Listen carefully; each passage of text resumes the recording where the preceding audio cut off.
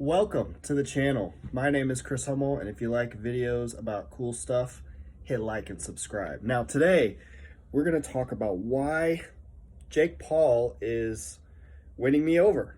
I've never rooted for him. Every fight that he's had, I've always thought going into it, he's probably going to get knocked out, and every time, he's knocked somebody out.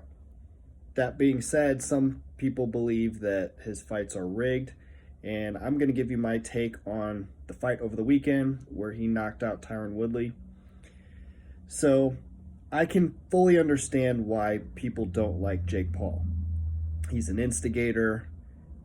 He says things that piss people off. He, talks trash, but a lot of that is part of the game, selling, getting hype around. I mean, his nickname is the problem child. They've made a following off of being controversial and doing crazy stuff.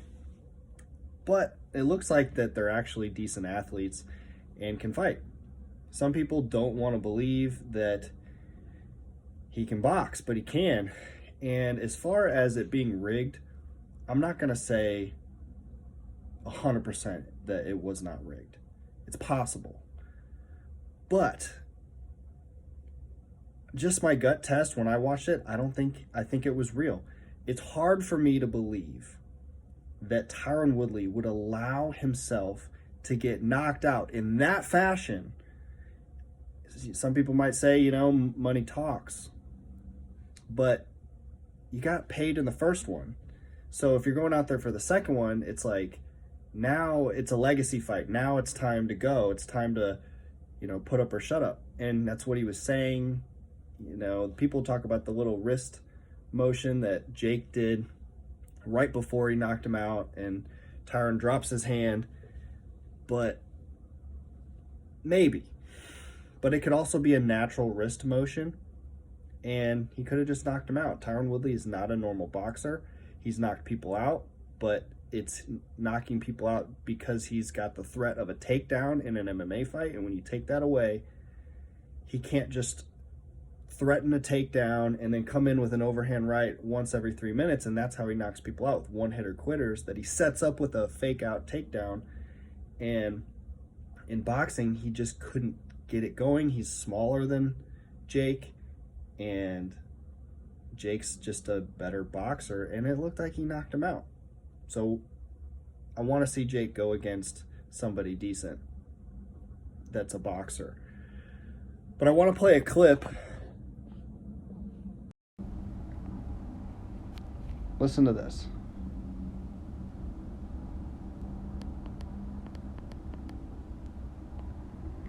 Yeah, Sorry, Ma. but no, it's definitely interesting. I gotta get back because in shape. But I remember we were sitting in the pool in your training camp for Floyd, and it's so weird. I was almost thinking what you were saying in that exact moment, but you go, dude, I love this lifestyle. There's nothing greater than this. It is pure happiness when you are Right here. in the best shape of your life. Not having sex, you have so much energy. You are focused on yourself, and you are. I'll still be fucked. No. But when you're not, though, I'll still be fucked. it's like finding happiness in the most amount of sacrifice. And I remember you saying to me, like, I love that there's nothing better than this. Like, I'm getting paid to be in the best shape of my life and to work hard, and I feel energized, and your serotonin levels are completely yeah. balanced. Yeah. And every day you wake up like in a good mood. That's so awesome. Like, I've never heard someone put it like that before. Almost like the discipline is a drug of its own. It's like it you're is. overdosing on discipline and that daily wake up and that equilibrium that is perfectly balanced at all times. Serotonin, dopamine firing based on your workouts, and your mental health is perfect. Your physical health is perfect. That sounds awesome. It's way better than any other drug. Like, I was even feeling it right now, like today. I've been eating whatever the fuck, like random food. Yep. I was gluten free for the cramp. Now I start eating random shit. I start, drinking a little bit, and I am in a bad mood today. And I'm like, yeah, those levels. why? And I'm tired. I'm tired. For what? I know I just fought, but like, I shouldn't be this tired. Like, I shouldn't feel like I could nap at any point.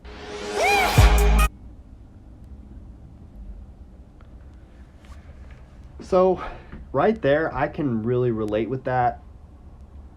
I've never been paid to be in great shape or anything like that, but just that when you've had those periods, or when I've had those periods in my life where, you know, I'm doing like a 30-day Murph challenge, or I'm getting up and I'm trying to run every single day, multiple miles early in the morning, getting up at 4 in the morning, and you're putting in the work, that's when you feel the best. You know, we all have had vices that, you know, we turn to give ourselves, some, pleasure of some kind.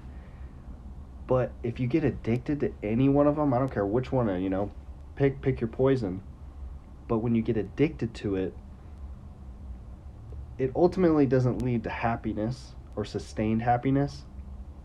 But when you're leaning in to the most amount of sacrifice, I love the way you said that, it is the most powerful drug that is actually good for you. And it's the best, and it feels the best. I don't know why it's, so many people don't get to experience that, but that reinvigorated me. It makes me want to be more disciplined and go back to doing something, because I just did a 30-day Murph challenge like a month ago, and I've been doing jiu-jitsu, but I've been slacking on waking up early and working out, and that feeling of putting in the work and, not drinking any alcohol. I mean, that's not like a problem or anything, but just when you eliminate everything that's bad for you and you go try to pause yourself at your highest self, when you can do that sustained, you feel so good. And Jake Paul just talked about that. Like when I listen to that, it makes me sound like, you know what? He understands that just partying and just doing stuff that is pleasurable but ultimately bad for you, sounds like that's what he's actually like a decent person. He just rattles some cages to make more money and sell more pay-per-views. So that's my take. Let me know what you think.